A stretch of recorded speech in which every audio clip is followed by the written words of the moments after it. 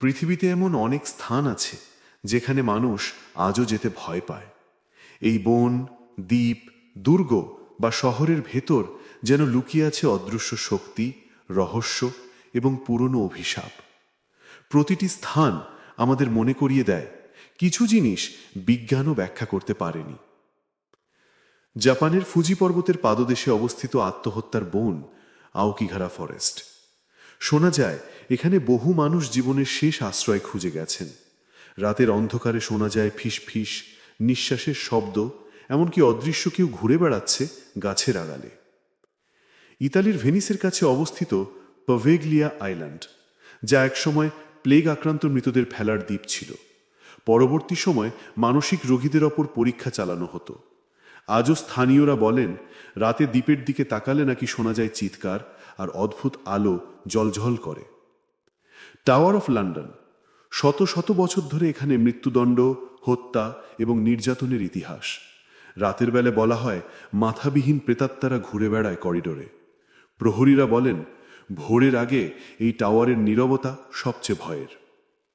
ভারতের রাজস্থানের মরুভূমিতে অবস্থিত ভানগাড় ফোর্ট, বলা হয় এক কালো জাদুকরের অভিশাপে পুরো শহর ধ্বংস হয়ে যায়। সূর্যাস্তের পর এখানে প্রবেশ নিষিদ্ধ, কারণ কেউ বেঁচে ফিরে আসেনি। রোমানিয়ার হইয়াবাচিউ ফরেস্ট পৃথিবীর বারমুডা ট্রায়াঙ্গেলের মতো। গাছগুলো অদ্ভুত বাঁকা, মাঝখানে আছে একটি জায়গা যেখানে কিছুই জন্মায় না। অনেকে নাকি এখানে হঠাৎ উধাও হয়ে গেছেন।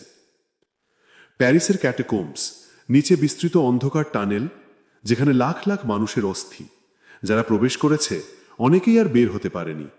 রাত হলে দেয়াল থেকে ভেসে আসে মৃতদের ফিসফিসানি। পেনসিলভেনিয়া সেন্ট্রালিয়া, 1962 সালে এখানে কয়লার খনিতে আগুন ধরে যায়, যা আজও নেভেনি। রাস্তা থেকে ধোঁয়া ওঠে, বাড়িগুলো পরিত্যক্ত। লোকেরা বলেন রাতে শোনা যায় অদ্ভুত কণ্ঠস্বর, যেন শহর এখনো বেঁচে আছে। মেক্সিকো সিটির কাছে আইল্যান্ড অব দ্য ডলস, গাছের ডালে ঝুলছে শত শত পুরনো পুতুলের দেহ। বলা হয় রাত হলে পুতুলগুলো নিজেরাই নড়ে ওঠে। পা রাখলেই চোখে পড়ে পুতুলের দৃষ্টি, যেন তারা জীবিত। ইউক্রেনের প্রিপচিয়াত সিটি, চার্নোবিল পারমাণবিক বিপর্যয়ের পর হঠাৎ খালি হয়ে যাওয়া এক শহর।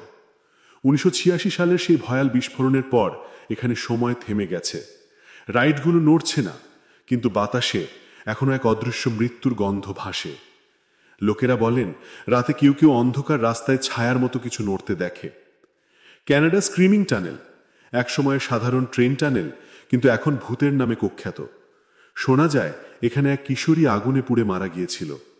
আজও কেউ যদি রাতে সেখানে আগুন জ্বালায়, নাকি ভেসে আসে মেয়েটির আর্তচিৎকার, যে শব্দ কারোর হৃৎপিণ্ড থামিয়ে দিতে পারে।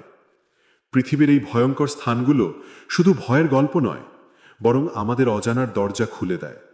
বিজ্ঞান যতই এগোচ্ছে, এই রহস্যগুলো আজও অমীমাংসিত। হয়তো সত্যিই কিছু অদৃশ্য শক্তি আছে যারা এখনো আমাদের চারপাশে ঘুরে বেড়াচ্ছে।